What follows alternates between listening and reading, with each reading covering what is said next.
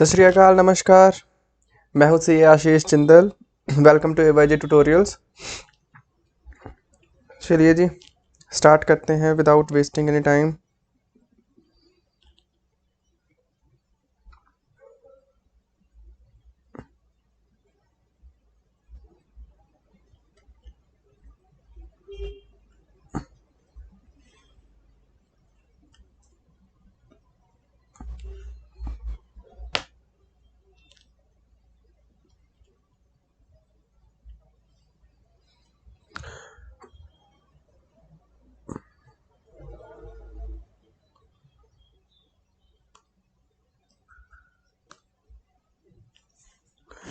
Okay, last class में हमने क्या करा था सर? ऐसे नंबर 200 हम कंटिन्यू कर रहे थे।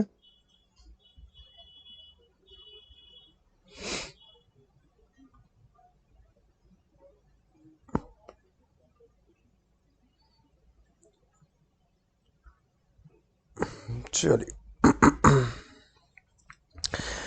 सबसे पहले तो मुझे ऐसे नंबर 200 का नाम बता दीजिए सर, क्या था? ऐसे नंबर 200 का नाम था overall objective of an independent auditor. एक तो ये लाइन थी, उसके बाद था and conduct of an audit in accordance with standard on ऑडिटिंग्स।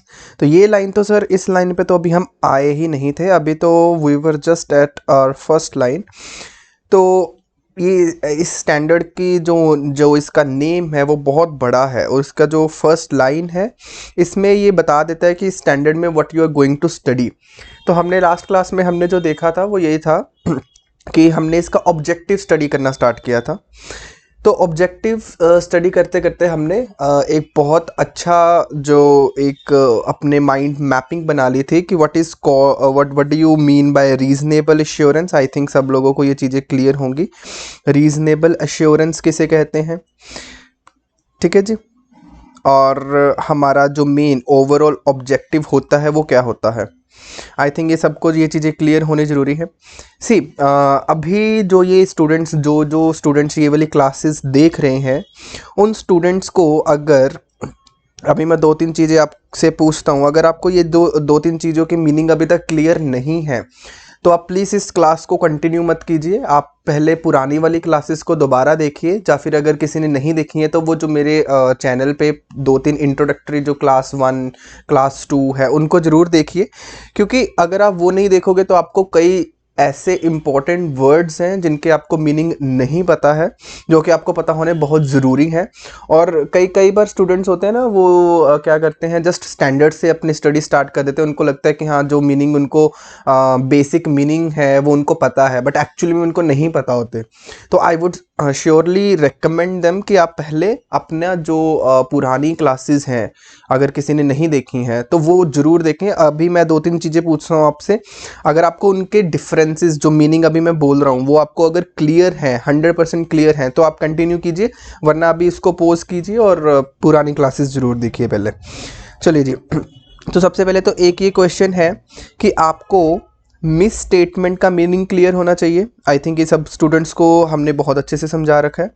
Miss statements and जो मटेरियल मिस स्टेटमेंट है, इन दोनों में डिफरेंस क्या होता है, ये क्लियर होना ज़रूरी है। तो एक ये क्वेश्चन आपको आना ज़रूरी है, क्योंकि ये चीज़ें बेसिक्स हैं। बेसिक्स, इनके डिफरेंसेस, इनके मीनिंग अगर अभी तक आपको क्लियर नहीं है तो आगे बढ़ने का कोई बेनिफिट नहीं है, क्योंकि इसके बाद हमने सिर्फ और सिर्फ इनको यूज़ करना है। ठीक है, बाद की क्लासेस में मैं आपको इनके मीनिंग थोड़ी बताता चलूँगा ना। तो अभी तो we are going to use these words. ये टर्म्स हमने अपने स्टैंडर्ड्स में इतनी ज़्यादा यूज़ करनी है, तो आपको इनका मीनिंग अभी से क्लियर होना ज़रूरी है। What do you mean by financial reporting frameworks? ठीक है, फाइनेंशियल रिपोर्टिंग फ्रेमवर्क्स का मीनिंग क्या है, इनका मीनिंग अभी तक अगर किसी को नहीं क्लियर है। What do you mean bye applicable financial reporting framework? ठीक है, एप्लीकेबल की भी इंपॉर्टेंस मैंने आपको ऑलरेडी बताई थी कि एफआरएफ क्या होते हैं, और अगर उसके आगे एक वर्ड लगा होता है दैट इज एप्लीकेबल, तो उसका मीनिंग क्या होता है, तो ये आपको क्लियर होना बहुत ज़रूरी है। उसके बाद जो हमने ओपिनियन की बात करी थी, ओपिनियन कि कितनी तरह, अभी हमने ये ओपिनियन वाला टॉपिक जस्ट स्टार्ट किया था, मतलब इतना डिटेल में अभी नहीं स्टडी किया, बट जितना हमने स्टडी किया था उतना बहुत इंपॉर्टेंट है। तो ये जो 3-4 क्वेश्चंस हैं ये आपको बेसिक्स क्लियर होने ज़रूरी हैं। तो अभी मैं आपको फटाफट से एक बार एक छोटा सा आपको फटाफट रिवीजन दे देता हूँ कि मिस स्टेटमेंट क्या होती है। चलो जी फटाफट आप अपने, अगर जिन जिन स्टूडेंट्स को आता है वो ऑलरेडी मेरे साथ बोलेंगे, ठीक है। Misstatements means any kind of, this is any kind of deviation. Deviation किससे डेविएशन होती है सर? डेविएशन होती है जो कि फाइनेंशियल स्टेटमेंट्स, हमारी फाइनेंशियल स्टेटमेंट्स जो कि होनी चाहिए थी, हमारी फाइनेंशियल स्टेटमेंट्स किस according to financial reporting frameworks, हमारी फाइनेंशियल स्टेटमेंट्स अगर जो एफआरएफ के अकॉर्डिंगली होनी चाहिए थी, और जो फाइनेंशियल स्टेटमेंट्स एक्चुअल में मैनेजमेंट ने प्रिपेयर करी है, फाइनेंशियल स्टेटमेंट्स एक्चुअली प्रिपेयर्ड, ठीक है जी। तो ये जो एक्चुअल में प्रिपेयर्ड फाइनेंशियल स्टेटमेंट्स हैं और जो according to financial reporting framework में हमारी फाइनेंशियल स्टेटमेंट्स होनी चाहिए थी, अगर इन दोनों में कोई डेविएशन है तो that is called as a misstatement. जैसे मैंने आपको एग्जांपल्स काफ़ी दिए हुए थे, जैसे अगर हम बात करते हैं कि जीएसटी कानून के अकॉर्डिंगली, जीएसटी कानून के अकॉर्डिंगली अगर कोई पर्सन इंटर स्टेट, आप लोगों को ये चीज़ें सारी पता होनी चाहिए, इंटर स्टेट सेल करता है अगर, तो वो ऑब्वियसली क्या लगाएगा, आप लोग पढ़ते हो ना जीएसटी, तो उसमें क्या क्या चार्ज होना चाहिए सर? आईजीएसटी चार्ज होना चाहिए। सीजीएसटी अगर किसी ने लगा रखा है या एसजीएसटी लगा रखा है, तो इसको हम क्या बोलेंगे? अगर हम किसी क्लाइंट का ऑडिट कर रहे हैं और वहां पे आपने देखा कि जो सेल है that is inter state, but जो क्लाइंट ने चार्ज कर रखा है वो क्या कर रखा है? CGST and SGST. So what is this? This is a miss statement. तो इसको क्या बोला जाएगा कि ये एक मिस स्टेटमेंट है। मैं बार बार क्यों रिपीट कर रहा हूं इन चीजों की मीनिंग? क्योंकि it is a very important. अब के आज के क्लास के बाद हम इसके मीनिंग को दोबारा से डिटेल में नहीं बताएंगे, ठीक है। अच्छा, फिर हमने सीखा था मटीरियल मिस स्टेटमेंट का मीनिंग। मटीरियल मिसस्टेटमेंट क्या होती है सर? मटीरियल मिसस्टेटमेंट, देखो मिस स्टेटमेंट चाहे वो छोटी हो बड़ी हो, बस अगर कोई डेविएशन है आप उसको मिसस्टेटमेंट बोलेंगे। Answer is yes. बट क्या वो मटीरियल है या इममटीरियल है वो कैसे डिसाइड करेंगे? हमने इसके ऊपर भी चर्चा कर रखी है। तो वो कैसे डिसाइड होगा? वो डिसाइड होगा प्रोफेशनल जजमेंट से। किसकी प्रोफेशनल जजमेंट से? ऑडिटर की। और जो ऑडिटर है उसको प्रोफेशनल जजमेंट लगाने के लिए कोई गाइडेंस दे रखी है? हाँ जी सर, हमने ये भी पढ़ा था कि जो एसए नंबर हम आगे जाके पढ़ेंगे, बट मैंने आपको ऑलरेडी बताया था एसए नंबर 320 ने हमें गाइडेंस दे रखी है कि आप जो प्रोफेशनल जजमेंट लगाओगे ना, उसमें एक फैक्टर का ध्यान में रख लेना। कौन सा फैक्टर था वो? कि वो सारी misstatement would be considered as a material misstatement अगर वो इंपैक्ट डालती है किसको? डिसीजंस को। किसके डिसीजंस को? Decisions of users of financial statements. जो यूजर्स हैं, जो स्टेक होल्डर्स हैं, उनके इकोनॉमिक डिसीजंस। जो इकोनॉमिक डिसीजंस का मतलब क्या हो गया? जो कि जैसे उनके फाइनेंशियल्स डिसीजंस। तो अगर उनके डिसीजंस पे इम्पैक्ट पड़ता है, तो अगर ऐसी कोई मिसस्टेटमेंट है कि अगर वो मिस स्टेटमेंट हो गई, मतलब हुई है, और जो यूजर्स हैं उनको अगर पता चल जाए कि ये मिस स्टेटमेंट्स इस क्लाइंट, जो कंपनी है उसने करी है, तो वो अपना डिसीजन चेंज कर लेंगे। मतलब इतनी जो यूजर्स हैं उनको इंपॉर्टेंस दे रहे हैं उस मिस स्टेटमेंट को। तो आप ये चीज सोचेंगे कि क्या ये मिस स्टेटमेंट इतनी इंपॉर्टेंट है कि अगर ये यूजर्स को पता चल जाए तो वो अपना डिसीजन है वो चेंज कर लेंगे। अगर आपको लगता है कि हाँ, अगर ये चीज यूजर्स को पता हो, जैसे मैंने आपको एग्जांपल दिया था कि अगर कोई कंपनी है, बहुत बड़ी कंपनी है, जैसे 10,000 करोड़ की कंपनी है, और उसने मिस स्टेटमेंट कितने की करी है? 10,000 रुपए की। तो 10,000 रुपए की मिस स्टेटमेंट को जो इनके यूजर्स हैं वो इतना ज्यादा भाव नहीं देंगे। बट अगर यही मिस स्टेटमेंट फ्रॉड की हो, फ्रॉड की, तो आप बताओ कोई भी इन्वेस्टर ऐसी कंपनी में इन्वेस्ट करना चाहेगा जहां पे फ्रॉड होता हो? आज 10,000 रुपए का फ्रॉड है, कल को कितनी मर्जी अमाउंट का हो सकता है। तो ऑब्वियसली उनके जो डिसीजंस है उनके ऊपर इंपैक्ट पड़ेगा। डेफिनेटली यस पड़ेगा। तो ऐसी चीजों को क्या बोला जाएगा कि ऐसी मिस स्टेटमेंट्स को हम बोलेंगे मटीरियल मिस स्टेटमेंट्स, ठीक है जी। चलो, अब एफआरएफ का मीनिंग भी एक बार दोबारा देख लेते हैं। एफआरएफ का मीनिंग क्या होता है sir? It's nothing but the applicable laws, जो रेगुलेटरी फ्रेमवर्क्स, जो लॉज हमारे बने हुए हैं, किसके रिगार्डिंग बने हुए हैं? जो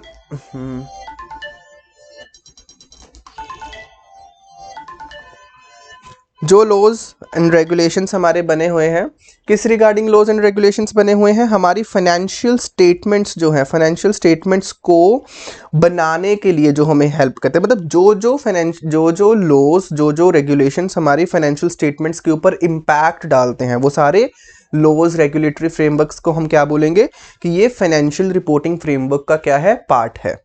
ठीक है जी। उसके बाद मैंने आपको बताया था ओपिनियन। अच्छा, मुझे एक बात बताओ, अगर जो ये मिस स्टेटमेंट है सिंपल, अगर कोई किसी ने सिंपल एक मिस स्टेटमेंट करी है, किसी क्लाइंट ने, आप ऑडिट करने जा रहे हो उसका, तो आपका फर्स्ट स्टेप क्या होगा सर? इसको कैटेगराइज करना कि क्या ये मटेरियल है या नहीं। ठीक है।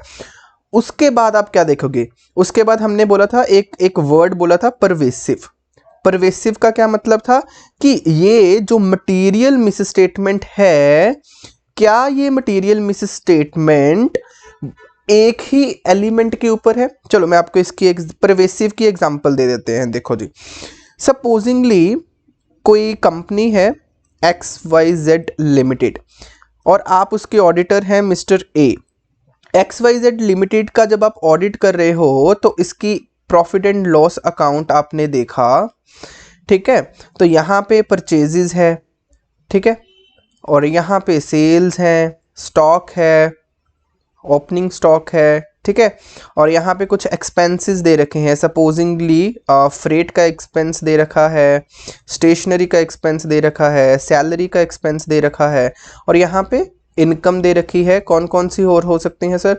सपोजिंगली इंटरेस्ट इनकम है, ठीक है, और यहाँ पे इन्होंने अपना प्रॉफिट कैलकुलेट कर रखा है। जब आपने इस पर्टिकुलर कंपनी का ऑडिट किया तो आपको पता है, आपको जो परचेजेस जब आपने चेक करी तो उस परचेजेस में भी आपको क्या मिली? मटेरियल मिस स्टेटमेंट मिली। तो परचेजेस चेक करी तो यहाँ पे आपको मटेरियल मिस स्टेटमेंट मिली। ठीक है, ओके। फिर आपने क्या चेक किया? आपने सैलरी चेक करी, यहाँ पे भी आपको मटेरियल मिस स्टेटमेंट मिली। ओके। आपने इंटरेस्ट चेक किया, यहाँ पे भी आपको मटेरियल मिस स्टेटमेंट मिली। चलो, अगर आपने स्टॉक चेक किया, वहां पे भी आपको मटेरियल मिस स्टेटमेंट मिली। तो इसका मतलब जो मटेरियल मिस स्टेटमेंट है वो आपको कितने ज्यादा एलिमेंट्स में मिल रही है। ये क्या होते हैं?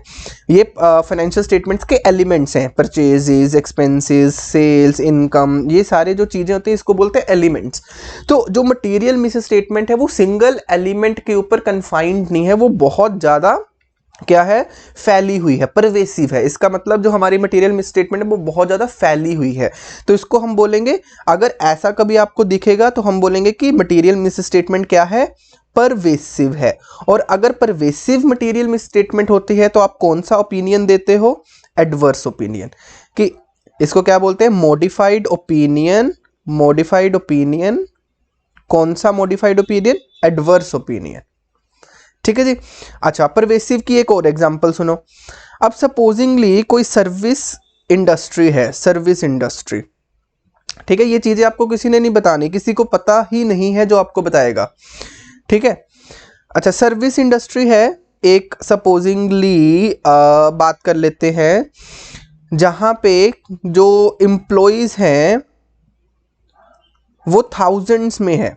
सपोजिंगली 10,000 एम्प्लॉइज है उस कंपनी में, और इन कंपनी का जो मेन खर्चा है, मेन वो सैलरी का खर्चा है। क्योंकि ऑब्वियसली सर इनमें कोई ज़्यादा रॉ मटेरियल वगैरह तो नहीं होता, इसमें कोई प्रोडक्ट्स नहीं होते हैं, ये मैन्युफैक्चरिंग कंपनी तो नहीं है। तो इसमें इसका मतलब जो मेन पार्ट है वो एम्प्लॉइज़ का ही है, और इनमें जो मेन खर्चा है वो सैलरी का है। तो जब आपने इसकी प्रॉफिट एंड लॉस देखा तो यहाँ पे ना बाकी सारा कुछ बहुत स्मॉल है। एक तो यहाँ पे इनकी इनकम हाई है, जो कि ये अपनी एक तो इनका इनकम हाई है जो कि जो भी ये सर्विसेज देते हैं वहाँ से आता है। और यहाँ पे अगर आप देखें ना तो जो सैलरी है वो बहुत ज़्यादा सब्सटेंशियल है। मतलब जो इनकी प्रॉफिट एंड लॉस है ना उसमें ये जो एलिमेंट है सैलरी, क्योंकि ये supposedly this is around 1 lakh crore. तो जो सैलरी है वो सब्सटेंशियल पार्ट है। सब्सटेंशियल पार्ट क्यों है? क्योंकि बहुत ज़्यादा अमाउंट में है, ठीक है। अब सपोजिंगली सैलरी में मुझे मटेरियल मिसस्टेटमेंट मिलती है, ठीक है। You are an auditor and what you have found, you have found material misstatements in the salary, and salary is the substantial part, substantial portion of the financial statements. तो अब हमारे जो standard हैं ऐसे वो क्या कहते हैं, ये आपको दोबारा से बताया जाएगा। ये चीज़ कहाँ पे लिखी गई है? ऐसे नंबर 700 में। सर ये क्यों, आप ऐसा क्यों पढ़ा रहे हो, बीच बीच में कोई स्टैंडर्ड का कुछ पढ़ा देते हो कुछ? देखो मैंने आपको स्टार्टिंग में बताया था जो ऑडिट है वो पूरी इंटरलिंक्ड है, ठीक है। ये सारे जो स्टैंडर्ड है ना, अगर आप ऑडिट प्रोनाउंसमेंट उठा के देखोगे तो वहां पे भी आपको रेफरेंसेस जैसे मिलेंगी कि अभी हमने पढ़ा नहीं है बट उसकी रेफरेंसेस यहाँ पे आ जाएंगी। तो एक बार ही हमारे जब सारे स्टैंडर्ड्स कंप्लीट हो जाएंगे ना, then you will be able to know. अभी आप जस्ट क्या करो, सिंपल एक बार नोट करके रख लिया करो कि ये चीज इस स्टैंडर्ड में लिखी है, जब हम वहां पे जाएंगे तो दोबारा पढ़ लेंगे, ठीक है। तो ऐसे नंबर 700 ने क्या बोला? ऐसे नंबर 700 ने परवेसिव की डेफिनेशन दी है और उसमें ये चीज बोली हुई है कि जा तो जो मटेरियल मिस स्टेटमेंट है वो सिंगल एलिमेंट से कन्फाइंड नहीं है, मतलब बहुत ज्यादा एलिमेंट्स में फैली हुई, जो कि मैंने प्रीवियस एग्जांपल दिया आपको, या फिर कोई ऐसे सिंगल एलिमेंट में मटेरियल मिस स्टेटमेंट है जो कि बहुत ज़्यादा सब्सटेंशियल पार्ट है, जो कि आपका फाइनेंशियल स्टेटमेंट्स में जो सब्सटेंशियल पोर्शन है, जैसे मैंने इस एग्जांपल में सैलरी है। तो अगर ऐसा हो तो भी हम क्या बोलेंगे कि आपकी जो मटेरियल मिस स्टेटमेंट है वो क्या है? परवेसिव है, ठीक है। परवेसिव है तो हम कौन सा ओपिनियन देंगे? सर मॉडिफाइड ओपिनियन देंगे। कौन सा वाला? मॉडिफाइड में एडवर्स ओपिनियन, ठीक है। चलो, और अगर मेरे पास मटेरियल मिस स्टेटमेंट है बट वो परवेसिव नहीं है, जैसे कि प्रीवियस एग्जांपल ले लेते हैं। प्रीवियस एग्जांपल में सपोजिंगली मेरे पास सिर्फ और सिर्फ परचेजेस में मुझे लगता है कि मटेरियल मिस स्टेटमेंट है, बस, बाकी और किसी में नहीं है। एंड परचेजेस जो है वो सपोजिंगली सब्सटेंशियल पोर्शन नहीं है, ठीक है। तो इसके लिए मैं क्या करूंगा फिर? मैं मॉडिफाइड ओपिनियन जरूर दूंगा, बट कौन सा ओपिनियन दूंगा मॉडिफाइड में? मॉडिफाइड में will give qualified opinion. Qualified opinion क्या होता है? जहां पे हम लिखते हैं कि आपकी जो फाइनेंशियल स्टेटमेंट्स है वो ट्रू एंड फेयर है, but subject to this exception, जो हम एक एक्सेप्शन डाल रहे हैं कि ये पर्टिकुलर प्रॉब्लम है आपके फाइनेंशियल स्टेटमेंट में, इसके अलावा आपकी financial statement is true and fair. और एडवर्स का मीनिंग क्या होता है? कि बिल्कुल भी ठीक नहीं है, हमें तो बहुत गलतियां मिली है, कि आपकी financial statement true and fair नहीं है। चलो, अब ये चीज़ें रिवाइज करने के बाद हम अपना वापस आ जाते हैं स्टैंडर्ड पे। अच्छा, लास्ट क्लास में हमने रीजनेबल एश्योरेंस का मीनिंग पढ़ा था। चलो, आज हम 2-3 नए वर्ड्स, आज की क्लास में भी हम नए वर्ड्स जरूर सीखेंगे। वो क्या क्या है? अच्छा, सबसे पहले तो मुझे एक बात बताओ, रीजनेबल एश्योरेंस का मीनिंग तो सबको याद होगा ना, ये तो अभी लास्ट क्लास में ही पढ़ा था। रीजनेबल एश्योरेंस का मीनिंग होता है, चलिए जी एक बार बता दो सर, सारा कुछ ऑलरेडी बता तो चुके हो, एक बार रीजनेबल एश्योरेंस भी बता दो। देखो, मैंने बोला था कि सर जो ऑडिटर होता है वो क्या करता है? जब वो फाइनेंशियल स्टेटमेंट्स का ऑडिट करता है तो उसको बहुत ज़्यादा क्या मिलती है? क्योंकि अच्छा, बहुत ज़्यादा क्या मिलती है सर? इंफॉर्मेशन मिलती है, क्योंकि जो चेक करेगा, जैसे अब परचेजेस वगैरह हमने बोली कि फाइनेंशियल स्टेटमेंट में परचेज है, सेल्स है, एक्सपेंसेस है, तो बहुत सारी आइटम्स होती हैं P&L में, बैलेंस शीट में। तो जब हम उसको चेक करना स्टार्ट करते हैं तो हमें बहुत सारी इन्फॉर्मेशन गैदर होनी शुरू हो जाती है। तो जब हमें बहुत सारी इन्फॉर्मेशन मिल जाती है तो उस इन्फॉर्मेशन से हम क्या करते हैं? कंक्लूजन ड्रॉ करते हैं। कंक्लूजन ड्रॉ करते सबको पता होगा। कंक्लूजन के बाद हम क्या करते हैं? अपना ओपिनियन देते हैं। तो हमने क्या बोला था कि कोई भी ऑडिटर हमेशा जो जहाँ पे यहाँ पे जो कंक्लूजन लेगा, यहाँ पे उसको एश्योरेंस होगा ना कुछ, कि हाँ मैं ओपिनियन देने जा रहा हूँ कि ये ट्रू एंड फेयर है या नहीं है। तो इसका मतलब मैं अपने मन में एक एश्योरेंस लेके चलूंगा। तो हमने बोला था कि किसी भी ऑडिटर को एब्सोल्यूट एश्योरेंस नहीं मिलती है। कौन सी एश्योरेंस मिलती है उसको? रीजनेबल। रीजनेबल का मतलब क्या होता है? This is just a high level, high level की होती है, ये 100% एश्योरेंस होती है नहीं। तो रीजनेबल एश्योरेंस हमें मिलती है। क्यों मिलती है? जैसे कि हमने लास्ट क्लास में एग्जांपल ली थी सैम्पलिंग की, कि जो ऑडिटर होते हैं उनको इतनी ज़्यादा ट्रांजैक्शंस अगर किसी कंपनी में है तो वो 100% चेकिंग नहीं कर सकते हैं, ठीक है। करोड़ों में ट्रांजैक्शंस है तो हम क्या करते हैं, सैम्पलिंग करते हैं, तो हम हर एक ट्रांजैक्शन तो चेक ही नहीं कर रहे। तो हम कैसे बोल देंगे कि सारी financial statement true and correct है, हम कैसे बोल देंगे कि सारा कुछ बिल्कुल ठीक है। तो इसीलिए हम क्या करते हैं, शब्द कौन सा यूज करते हैं, ट्रू एंड फेयर। फेयर का मतलब क्या होता है, जैसे हम बोलते हैं fair enough, fair enough. Fair enough का मतलब क्या होता है कि हाँ ये ठीक है, चल सकता है, but it does not mean कि इट इज फुल्ली करेक्ट। तो आपको ना दो वर्ड्स दिखते हैं, एक तो होता है true and correct. True and correct का मतलब क्या होता है कि बिल्कुल ठीक, 100%, इसमें कोई भी गलती नहीं है, हम अपनी एश्योरेंस दे रहे हैं आपको। बट हम कौन सी एश्योरेंस देते हैं, ट्रू एंड फेयर। क्यों, इसका मैंने आपको एक रीजन दिया था। एक तो हमने एग्जांपल ली थी सैम्पलिंग वाली, मैंने आपको तभी बताया था कि this is just one example. यहाँ पे हमारे पास कुछ इनहेरेंट लिमिटेशंस होती हैं जो कि हम इसी स्टैंडर्ड में पढ़ेंगे। इनहेरेंट लिमिटेशंस हैं, लिमिटेशंस ऑडिट करते टाइम कुछ लिमिटेशंस होती हैं जिसको ऑडिटर इग्नोर नहीं कर सकता, क्योंकि ये हमारे जब मैं आपको इनहेरेंट लिमिटेशंस का टॉपिक पढ़ाऊंगा तो आपको पता चलेगा कि इसको हम खत्म कर ही नहीं सकते। ये चीजें जो है जैसे सैम्पलिंग है, इसके अलावा हमारे पास और कोई चॉइस ही नहीं है, ठीक है। जैसे अब एक और चीज बता दो, जैसे टाइम। टाइम एक जो ऑडिटर है उसको एक with in the time limit, एक टाइम लिमिट के अंदर अंदर ऑडिट कंप्लीट करना कंपलसरी है, क्योंकि विद इन ड्यू डेट्स उसको ऑडिट कंप्लीट करना होता है। अदरवाइज क्या होता है, उसकी अगर डेट निकल जाती है तो फिर उस पर कंपनीज के ऊपर पेनल्टीज लगनी स्टार्ट हो जाती हैं। तो ऑब्वियसली ऑडिटर को एक विद इन टाइम लिमिट अपना जो ऑडिट है उसको कंप्लीट करना है। तो हमारे पास टाइम कम होता है और काम होता है बहुत ज्यादा। तो ये भी एक हम इन चीजों को इग्नोर नहीं कर सकते हैं। तो ये चीज क्या है, ये सारी एक इनहेरेंट लिमिटेशंस का पार्ट है कि हाँ हम एश्योरेंस दे रहे हैं आपको कि ये फाइनेंशियल स्टेटमेंट सही है, financial statement true and fair है, बट हम ये नहीं बोल सकते कि ये financial statement true and correct है। मतलब हम कौन सा एश्योरेंस दे सकते हैं आपको, रीजनेबल, ठीक है। अब ये चीज सारे बच्चे अपने दिमाग में रखेंगे। अगर किसी को ये चीज अभी इतनी ज्यादा क्लियर नहीं हुई है तो जब हम इनहेरेंट लिमिटेशंस का टॉपिक पढ़ेंगे तो आपको डेफिनेटली क्लियर हो जाएगी। अच्छा चलो, अब आज की क्लास में कुछ नया सीखते हैं। मुझे एक बात बताओ, मैंने अभी आपको बताया कि सर जो फाइनेंशियल स्टेटमेंट है उसको ऑडिटर चेक करता है ना। हमने अभी एक बात करी ना, एक फाइनेंशियल स्टेटमेंट को ऑडिटर क्या करता है, चेक करता है। सपोजिंगली P&L है, P&L में परचेजेस है, परचेजेस सपोजिंगली ₹1 करोड़, ठीक है। अब मुझे ये बताओ, आप अपना, अब सारे स्टूडेंट्स अपना दिमाग लगाएंगे, ठीक है। अब सारे स्टूडेंट ध्यान से सुनना और मुझे बताना, आप मेरे साथ ऑडिट करने गए हो, now you think that you are with me. जो स्टूडेंट्स आर्टिकलशिप करते हैं ना उनको तो ये चीजें ऑलरेडी पता होंगी, बट जो आर्टिकलशिप नहीं कर रहे हैं या फिर जिन्होंने अभी तक नहीं करी है, कई स्टूडेंट्स होते हैं जो कि पहले देख रहे हैं ये वीडियोस आर्टिकलशिप से, तो वो स्टूडेंट्स मेरे साथ अपनी जो आंखें बंद करके दिमाग लगाएंगे। सपोज करो आप एक कंपनी में हो, ठीक है, मैं CA आशीष जिंदल, ठीक है, और आप मेरे साथ हो, हम दोनों की एक टीम है, ठीक है, आपका जो भी नाम है आप मेरे साथ जा रहे हो। अब हमने क्या करना है, इस पर्टिकुलर कंपनी की परचेजेस को चेक करना है। और आपको पता होगा सर CAs लोग तो काम करते नहीं है, वो तो साइन करेंगे भाई बैठ के। तो मैंने आपको बोला, अब आप मेरे असिस्टेंट हो, मैंने आपको बोला कि आप जाओ इस कंपनी की परचेजेस चेक करो। और रियल में ऐसा ही होगा, आपको मैं बताऊंगा भी नहीं कि कैसे चेक करनी है, परचेजेस को चेक कर लो। और आप बोलोगे सर मुझे बता तो दो कैसे चेक करनी है। मैं क्या बोलूंगा, खुद का दिमाग लगाओ, ठीक है। अब आप बताओ कि इस कंपनी की परचेजेस आपने चेक करनी है कि ये जो 1 करोड़ की परचेजेस इस कंपनी ने बुक करी है अपनी P&L में, क्या ये ठीक है।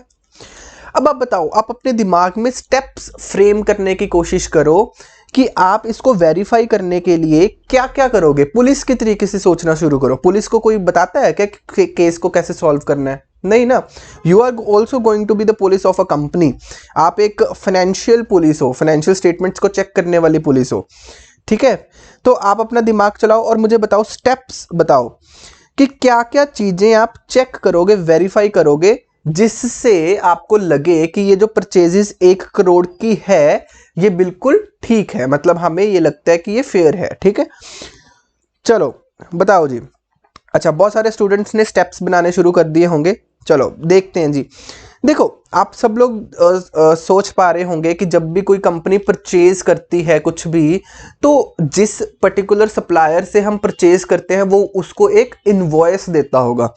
तो ऑब्वियसली हम इनवॉइस देख सकते हैं सर। अच्छा, इनवॉइस दे सकते हैं, आंसर इज यस। अब सेकंड चीज और बताओ, एक तो हो गया इनवॉइस, ठीक है सर। बैंक स्टेटमेंट भी देख सकते हैं क्या? बैंक स्टेटमेंट से क्या होगा? बैंक स्टेटमेंट से जो ये सप्लायर है इनको पेमेंट गई होगी, ठीक है। अब ये जो कंपनी है इसने सामान खरीदा तो पेमेंट भी तो करी होगी ना, तो बैंक स्टेटमेंट से हम पेमेंट वेरीफाई कर सकते हैं, ठीक है, बिल्कुल ठीक। अच्छा और बताओ सर, आजकल आपको पता है ना ई वे बिल बनते हैं, ई वे बिल, तो ई वे बिल भी तो आया होगा ना इनके पास, तो ई वे बिल भी चेक कर सकते हो आप, आंसर इज यस। अच्छा और बताओ सर, जो ये जो सप्लायर है, सप्लायर से हम कंफर्मेशन ले सकते हैं। कंफर्मेशन मतलब हम उनसे पूछ सकते हैं, जैसे सपोजिंगली हम ऑडिट कर रहे हैं XYZ लिमिटेड का, और इनके जो सप्लायर है वो कौन है? ABC limited. ABC लिमिटेड ने इनको सामान बेचा है, ठीक है, यहाँ से गुड्स गई हैं और इन्होंने पेमेंट करी है यहाँ से, ठीक है। तो ये जो ABC लिमिटेड, इवन दो हमारा इनके साथ कोई लिंक नहीं है, बट जो ऑडिटर है वो किसका है? वो इस कंपनी का ऑडिटर है। तो क्या हम ABC लिमिटेड से कंफर्मेशन ले सकते हैं? Answer is yes. हम पूछ लेंगे ना, उसको मेल डाल देंगे या फिर कॉल करके पूछ लेंगे कि क्या आपने इतनी अमाउंट का सामान इस डेट को इस कंपनी को सेल किया था या नहीं किया था। इसका मतलब एक और स्टेप कर सकते हैं हम कंफर्मेशन का। अच्छा सर, यहाँ से और दिमाग लगाओ, बहुत सारी चीजें निकाल सकते हो। ये तो मैं अपने दिमाग से बता रहा हूँ आपको, आप मुझसे बेटर बता सकते हो। आपका माइंड जो है वो फ्रेश माइंड है, आप मुझसे बेटर अच्छी चीजें बता सकते हो, ठीक है। अच्छा एक और बात बताओ, यहाँ से ABC लिमिटेड ने जो यहाँ पे सामान डिलीवर किया होगा, सपोजिंगली वहां पे ट्रांसपोर्टर भी तो आया होगा ना, कोई बीच में ट्रांसपोर्टर। तो ट्रांसपोर्टर का भी एक डॉक्यूमेंट होता है, आपको सबको पता होगा ट्रांसपोर्टर का एक डॉक्यूमेंट, ये अपनी एक बिल काट के देता है ना, जिसको GR नंबर बोलते हैं, ठीक है। तो ट्रांसपोर्टर का डॉक्यूमेंट भी हम दे सकते हैं, आंसर इज यस, ठीक है। अच्छा ट्रांसपोर्टर को, चलो थोड़ा ज़्यादा टेक्निकल हो जाएगा, ई वे बिल में नहीं जाते हैं। ट्रांसपोर्टर से हम कंफर्मेशन ले सकते हैं, हाँ, ट्रांसपोर्टर कंपनीज होती है ना, तो अब ट्रांसपोर्टर डॉक्यूमेंट है, वहां से हमें पता चल जाएगा कि किस कंपनी की ट्रांसपोर्टेशन यूज करी थी, तो वहां से हम कंफर्मेशन ले सकते हैं, आंसर इज यस। तो देखो कितने मैंने अभी जस्ट बैठे बैठे 6 स्टेप्स तो मैंने फ्रेम कर दिए। तो अब मुझे ये बताओ, ये जो है ये क्या कर रहे हैं हम, ये हम क्या कर रहे हैं, दिस इज, ये जो मैं अभी स्टेप्स वर्ड बोल रहा हूं, ये क्या है? अगर मैं इसको प्रोफेशनल लैंग्वेज दे दूं अभी,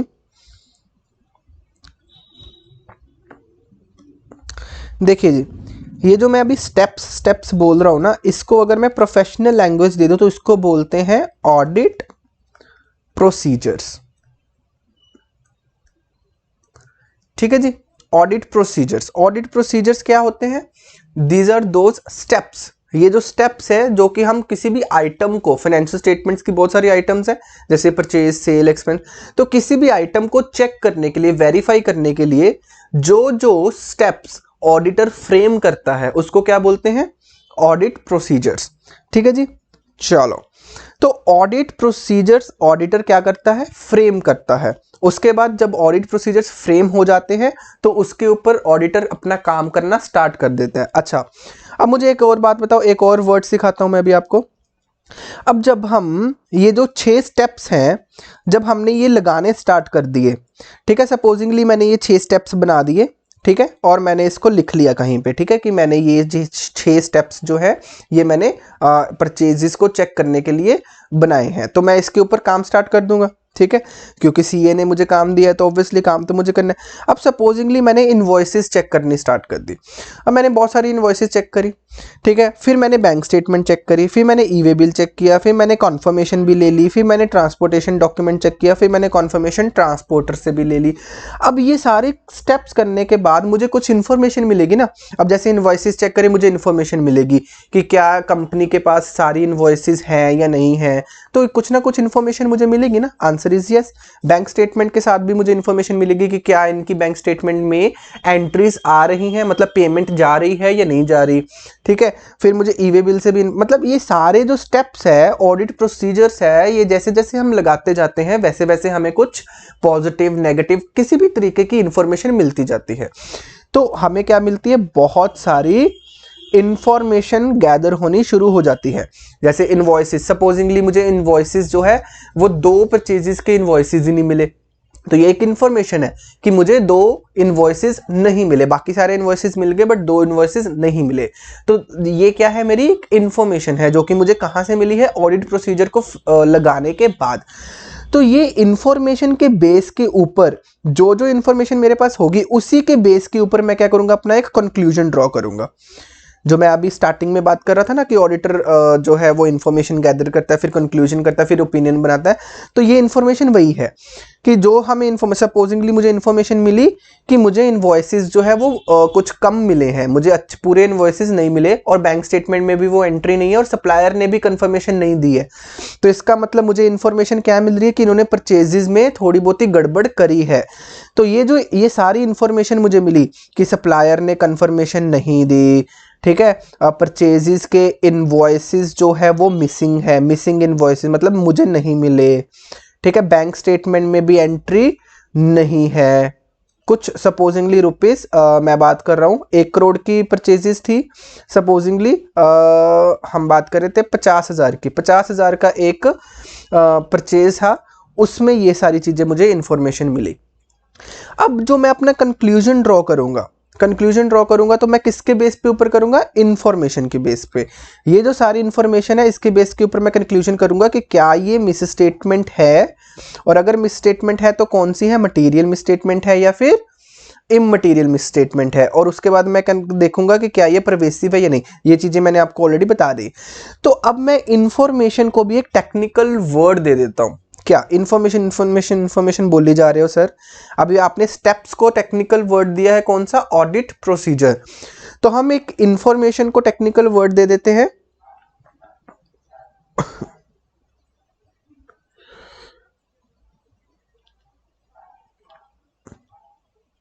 चलिए, तो इंफॉर्मेशन को टेक्निकल वर्ड कौन सा देते हैं, ऑडिट एविडेंस।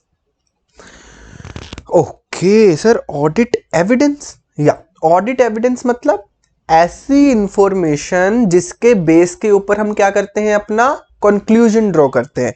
तो इसका मतलब मुझे यहाँ पे ऑडिट प्रोसीजर्स लगाने के बाद मुझे क्या मिलेगा, ऑडिट एविडेंस मिलेंगे। तो यहाँ पे मुझे सपोजिंगली एक एविडेंस मिला कि सर यहाँ पे जो सप्लायर है उसने कॉन्फर्मेशन में बोला कि मैंने तो सेल ही नहीं किया। तो ये क्या है, मेरा एक ऑडिट एविडेंस है।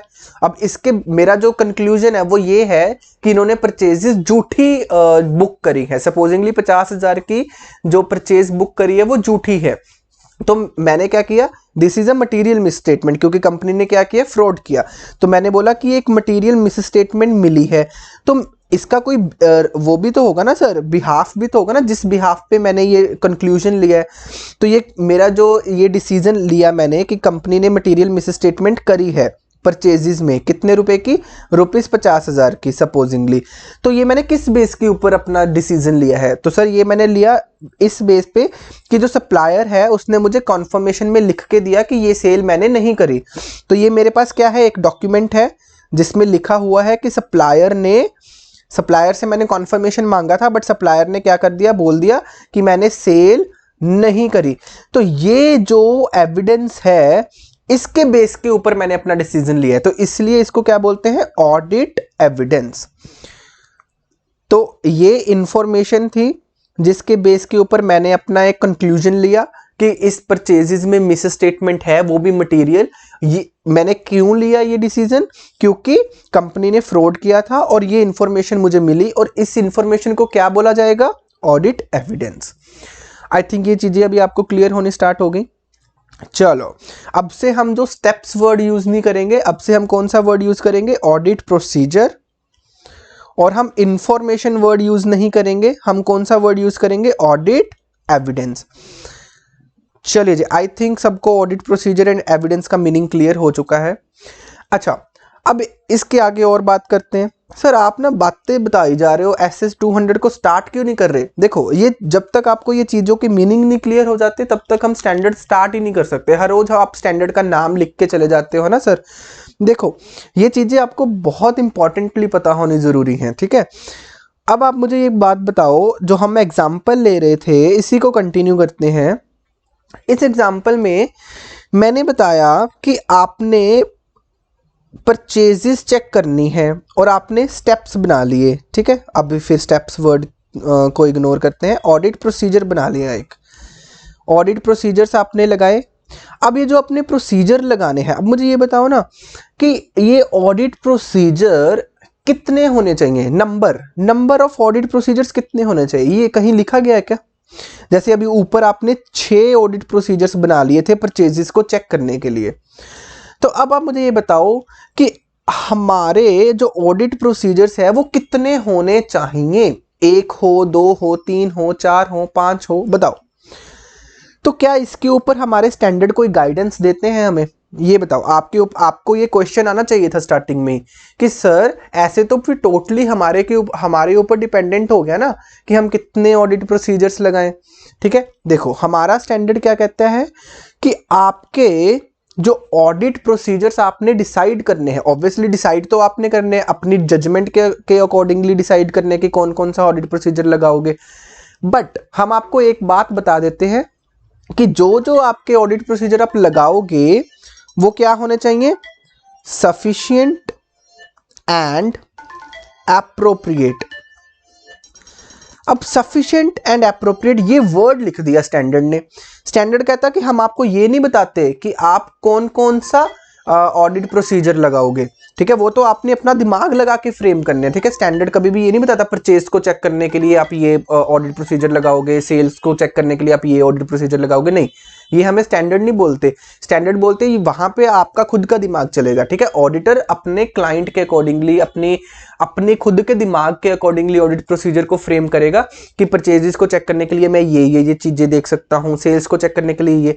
बट आप ऑडिट प्रोसीजर खुद लगाओगे, बट हम एक चीज बोल देते हैं क्योंकि स्टैंडर्ड्स में जो लिख दिया वो कंपलसरी हो जाता है ना, वो ऑडिटर को मानना पड़ता है। तो स्टैंडर्ड्स ने सिर्फ ये लिख दिया कि जो ऑडिट प्रोसीजर्स आप बनाओगे वो सफिशिएंट एंड एप्रोप्रिएट होने चाहिए। अब इसका मीनिंग क्या है? What do you mean by sufficient? What do you mean by appropriate? ये बहुत इंपॉर्टेंट मीनिंग वर्ड्स हैं, ये सारे आपको स्टैंडर्ड्स में ये वर्ड्स आपको दिखेंगे ठीक है। तो हमने क्या बोला कि सर जो ऑडिट हाँ, तो आप ऑडिट प्रोसीजर्स लगाओगे वो इतने। चलो अब आपको एग्जाम्पल के, सर बिना एग्जाम्पल से हमें क्लियर नहीं होता। देखो हमने क्या डिसाइड करना है कि हम कितने ऑडिट प्रोसीजर्स लगाएं, हाउ मच ऑडिट प्रोसीजर्स। देखिए जी, तो हमारे स्टैंडर्ड ने क्या बोला? हमारा स्टैंडर्ड है एक ऐसे नंबर 200 और एक ऐसे नंबर 330। ये दोनों ने मिलके क्या बोला? सबसे पहले आप लिख लीजिए कि ऑडिट प्रोसीजर इतने होने चाहिए, ऑडिट प्रोसीजर इतने होने चाहिए कि हमें क्या हो? Sufficient and appropriate audit evidence मिल सके। समझ में आई बात? चलो अभी आपको कुछ समझ में नहीं आ रहा, बट मैं अभी आपको, पहले आप लिख लीजिए फिर आपको डिटेल में बताते हैं। तो क्या बोला स्टैंडर्ड ने कि आपके ऑडिट प्रोसीजर्स इतने होने चाहिए कि आप जो ऑडिट एविडेंस, मतलब जो इंफॉर्मेशन मिलेगी उनसे, वो सफिशिएंट हो एंड एप्रोप्रिएट हो। अच्छा, तो सफिशिएंट हो एंड एप्रोप्रिएट हो, इसका मतलब तो बताओ ना। अब मुझे एक बात बताओ, ये बिना एग्जाम्पल के तो समझ आने वाली बात है नहीं। सपोजिंगली आपने जो परचेजेस चेक करी थी उसमें आपने जो ऑडिट प्रोसीजर लगाया वो, अभी पुराने वाली बात करते हैं, ठीक है। 1 2 3 और 4 4 स्टेप्स आपने जो बनाए। पहला आपने क्या बनाया? इनवॉइसेस चेक करेंगे हम। दूसरा आपने बनाया बैंक स्टेटमेंट चेक करेंगे। तीसरा आपने बनाया कॉन्फर्मेशन ले लेंगे। और चौथा आपने बनाया था सपोजिंगली ई वे बिल चेक कर लेंगे हम। अब मुझे एक बात बताओ, यहाँ पे जब हम इसको चेक करेंगे तो आपको कुछ ना कुछ इंफॉर्मेशन मिलेगी। तो सपोजिंगली ये जो हमें इंफॉर्मेशन मिली, जिसको हम क्या बोलते हैं, ऑडिट एविडेंस।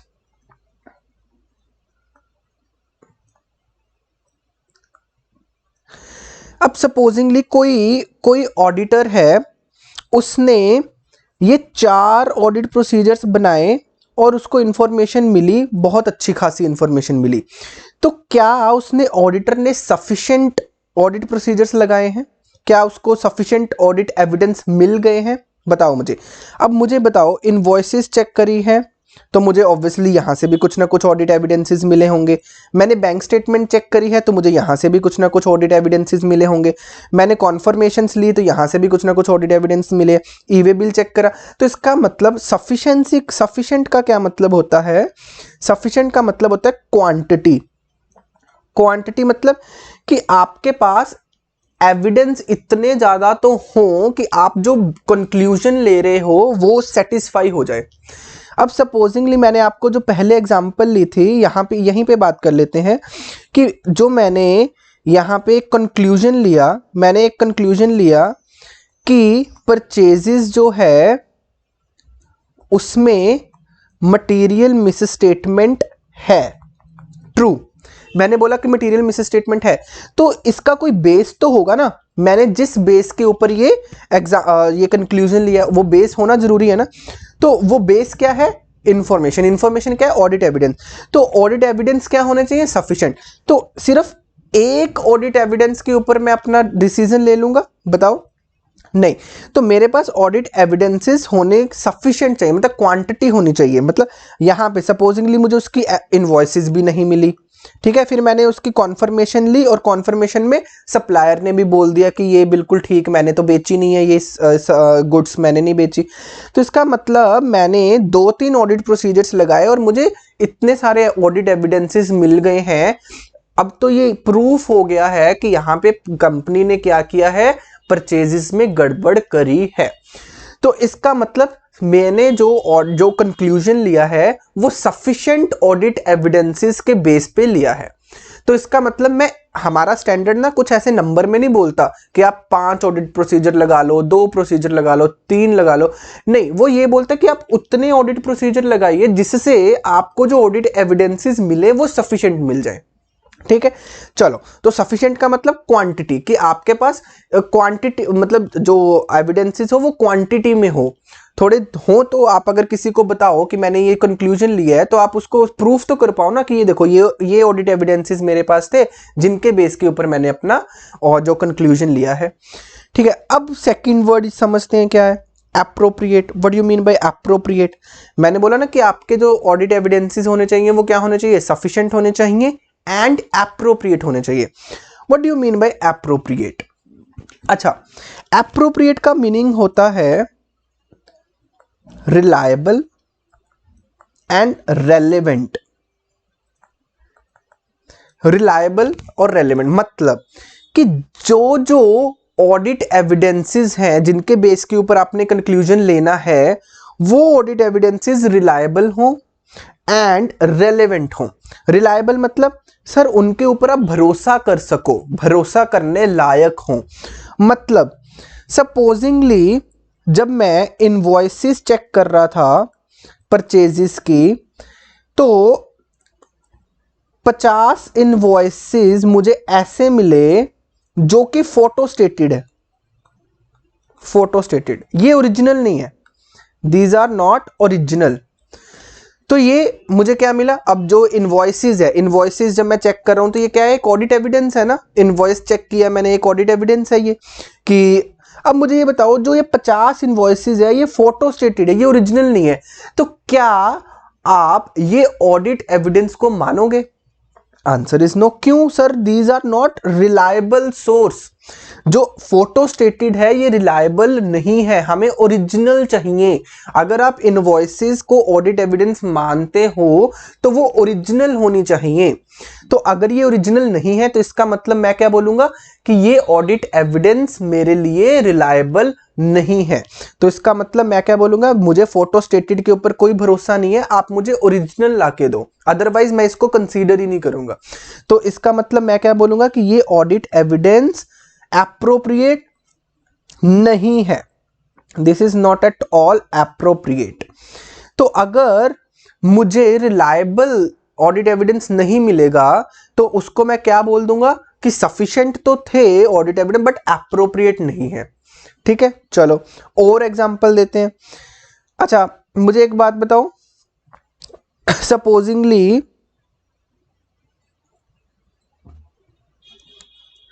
सपोजिंगली आप चेक कर रहे थे, परचेजेस की ही बात करते हैं, परचेजेस को ही चेक कर रहे थे और आपने जो कॉन्फर्मेशन है वो लेनी है सप्लायर से।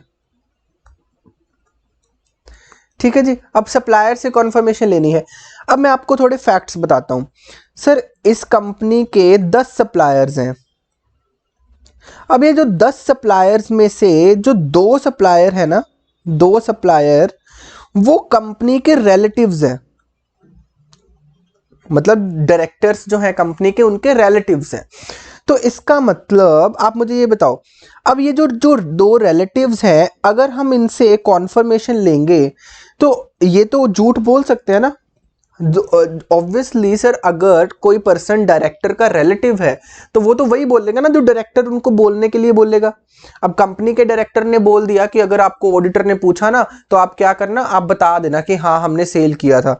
तो आप मुझे ये बताओ कि क्या अगर हम इन रिलेटिव से कॉन्फर्मेशन ले लेते हैं तो क्या वो इतनी ज्यादा रिलायबल है? आप बताओ ना। सर वो इतनी ज़्यादा रिलायबल नहीं होंगी। क्यों? क्योंकि सर ये इन्फ्लुएंस हो सकते हैं। Answer is yes. तो इसका मतलब क्या मैं ये ऑडिट एविडेंस को एप्रोप्रिएट मानूं? Answer is no. क्यों सर? क्योंकि ये रिलायबल ही नहीं है मेरे लिए। तो what do you mean by sufficient and appropriate? कि आपके जो ऑडिट एविडेंसेस होने चाहिए जिनके बेस के ऊपर आपने अपना डिसीजन लेना है वो सफिशिएंट तो होने चाहिए, मतलब वो नंबर में सफिशिएंट होने चाहिए। सफिशिएंट ठीक है बट वो एप्रोप्रिएट भी होने चाहिए।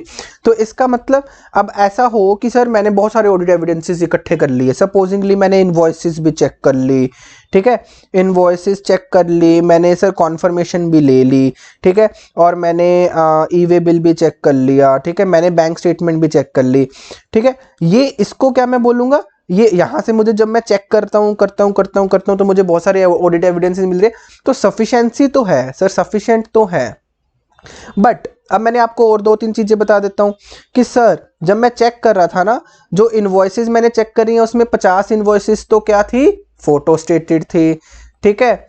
अच्छा, जो कॉन्फर्मेशन ली थी उसमें 2 पार्टीज ऐसी थी जो कि रिलेटेड पार्टी थी।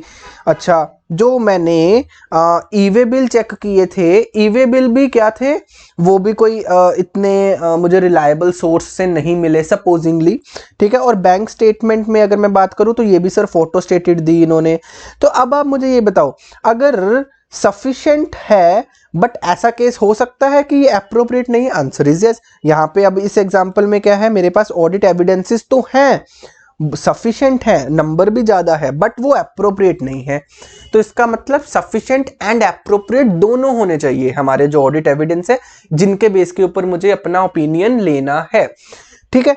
अब मुझे ये बताओ, अगर मुझे यहाँ पे नहीं मिलेगा, अब मुझे यहाँ पे, अब मैंने इतना काम किया, मैंने इनवॉइसेस चेक किए, कॉन्फर्मेशन भी ली, ई वे बिल भी लिए, बैंक स्टेटमेंट भी मिली, बट क्योंकि ये अप्रोप्रिएट नहीं है, क्योंकि कईयों में उन्होंने फोटो स्टेटेड दे दिए, कईयों में मुझे पता लगा रिलेटेड पार्टी है, तो अब मुझे क्या करना पड़ेगा, अब मुझे sufficient and appropriate audit evidence तो नहीं मिले, तो अब मैं क्या करूंगा, अब मैं अपने ऑडिट प्रोसीजर्स को बढ़ाऊंगा। अब मैं और ऑडिट प्रोसीजर्स लगाने स्टार्ट करूंगा कि हाँ चलो ठीक है, ये वाले ऑडिट प्रोसीजर से कुछ नहीं बन पा रहा तो मैं नए ऑडिट प्रोसीजर्स लगाता हूं, जैसे कि ट्रांसपोर्टर को चेक कर लेते हैं, ट्रांसपोर्टर से पूछ लेते हैं। तो मैं नए अपना दिमाग लगाऊंगा, नए ऑडिट प्रोसीजर्स जो है वो फ्रेम करने की कोशिश करूंगा। अच्छा सर, क्या हुआ, नए ऑडिट प्रोसीजर्स भी आपने लगा लिए सपोजिंगली, बट फिर भी आपको sufficient and appropriate audit evidence नहीं मिल रहे। सर वहां पे भी आपको कोई ना कोई दिक्कत मिल रही है। तो अच्छा, फिर मैं क्या करूंगा, अगर इतना करने के बाद भी sufficient and appropriate audit evidence नहीं मिल रहे तो हम क्या करेंगे, हमारा स्टैंडर्ड क्या बोलता है, अगर तो कोई मिस स्टेटमेंट भी नहीं मिल रही, सपोजिंगली मिस स्टेटमेंट भी नहीं मिल रही, अब इनवॉइसेस उन्होंने फोटो स्टेटेड दिखाई है बट ये कोई मिस स्टेटमेंट तो नहीं है ना, बट मुझे इंफॉर्मेशन नहीं मिल रही, बट ये कोई मिस स्टेटमेंट भी नहीं। मिस स्टेटमेंट तो तब होती ना कि अगर उन्होंने इनवॉइसेस जो है वो झूठी लगा रखी है, उन्होंने बोला कि सर ये फोटो स्टेटेड है बट ये सही है, और मैं उसको प्रूव भी नहीं कर पा रहा हूं कि सर ये गलत है, इसका मतलब मिस स्टेटमेंट मिल नहीं रही but sufficient and appropriate audit evidence भी नहीं मिल रहे। तो यहाँ पे हमारा स्टैंडर्ड एक बात करता है, जो कि ये चीजें भी हम आपको ऐसे नंबर 700 में डिटेल में बताएंगे। यहाँ पे हमारा स्टैंडर्ड क्या बोलता है कि आप इस पे मॉडिफाइड ओपिनियन दे दो, मॉडिफाइड ओपिनियन दे दो, और वहां पे आप बता देना कि मुझे ये चीजों के ऊपर sufficient and appropriate audit evidence नहीं मिले थे, इसलिए मैं मॉडिफाइड ओपिनियन दे रहा हूं। बट ये मॉडिफाइड ओपिनियन कौन सा मॉडिफाइड ओपिनियन है, ये कोई मिस स्टेटमेंट वाला modified opinion? Answer is no. ये मॉडिफाइड ओपिनियन में साफ साफ लिखा जाएगा कि ये मैंने ओपिनियन को मॉडिफाई इसलिए किया है क्योंकि मुझे sufficient and appropriate audit evidence नहीं मिले। हम ये नहीं लिखेंगे कि इसमें मिस स्टेटमेंट मिली हमें, ठीक है, हम क्या लिखेंगे, सफिशिएंट एप्रोप्रिएट ऑडिट एविडेंसेस हमें नहीं मिले। चलो, अब बहुत सारे स्टूडेंट्स हैं जो बोलेंगे कि सर हमारे तो सर के ऊपर से निकल गया जो भी आपने पिछले 15-20 मिनट में बोला। कोई बात नहीं, मैं दोबारा बताता हूं आपको, एक बार दोबारा से सुनेंगे। मैंने अभी आपको क्या बताया, मैंने आपको ये बताया, स्टार्ट मैंने किससे किया था, मैंने स्टार्ट किया था कि जो ऑडिटर है वो क्या करता है, वो सर बहुत सारे स्टेप्स बनाता है, स्टेप्स फ्रेम करता है। किस चीज के स्टेप्स फ्रेम करता है, किसी भी आइटम को क्या करने के लिए, चेक करने के लिए कि क्या ये आइटम सही है, वेरीफाई करने के लिए, सपोज वेरीफाई लिख लो, ठीक है, वेरीफाई करने के लिए हम क्या करते हैं, स्टेप्स फ्रेम करते हैं। तो मैंने क्या बोला कि इन स्टेप्स को प्रोफेशनल लैंग्वेज में क्या बोलते हैं, ऑडिट प्रोसीजर्स, ठीक है।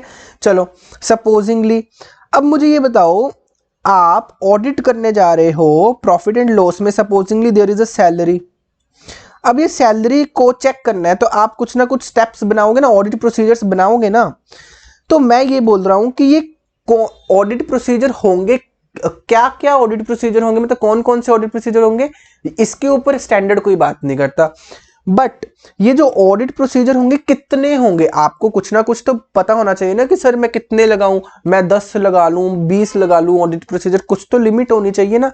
तो लिमिट हमारे पास नहीं है, बट एक गाइडेंस है। क्या गाइडेंस है, ऐसे नंबर 200 में भी वो लिखा हुआ है और ऐसे नंबर 330 में भी लिखा हुआ है। क्या गाइडेंस है कि जो हमारे ऑडिट प्रोसीजर्स होने चाहिए वो इतने हों, आप इतने ऑडिट प्रोसीजर लगा लो और ऐसे ऑडिट प्रोसीजर लगाओ जिससे आपको जो ऑडिट एविडेंस मिले वो सफिशिएंट हो एंड एप्रोप्रिएट हो। समझ में आई बात? कि अब कोई बच्चा बोलेगा कि सर ये ऑडिट प्रोसीजर्स के ऊपर हमें कोई लिमिट नहीं दे रखी, मैंने बोला नहीं दे रखी, बट इनडायरेक्टली उन्होंने लिमिट दे रखी है। हाँ जी दे रखी है। इनडायरेक्टली क्या दिया कि आप अपना दिमाग लगाओ, आप अपने दिमाग से सोचो कि आप ऑडिट प्रोसीजर कितने फ्रेम करोगे और कैसे कैसे फ्रेम करोगे, कि क्या क्या चेक करना है, आप खुद सोचो, ठीक है। आप इतने ऑडिट प्रोसीजर लगा लेना जिससे आपको जो ऑडिट एविडेंसेस मिले वो इतने मिल जाएं कि वो सफिशिएंट भी हो और वो एप्रोप्रिएट भी हो। अगर आपको सफिशिएंट नहीं मिल रहे तो आप नए ऑडिट प्रोसीजर लगाओ और ऑडिट प्रोसीजर लगाओ, और अगर आपको एप्रोप्रिएट नहीं मिल रहे तो आप और प्रोसीजर्स लगाओ। तो इसका मतलब हमें गाइडेंस तो दे दी ना हमारे स्टैंडर्ड ने कि हम कितने ऑडिट प्रोसीजर लगाए। अब सपोजिंगली चलो आपको एक बात बताता हूं, एग्जाम्पल लेता हूं सैलरी की।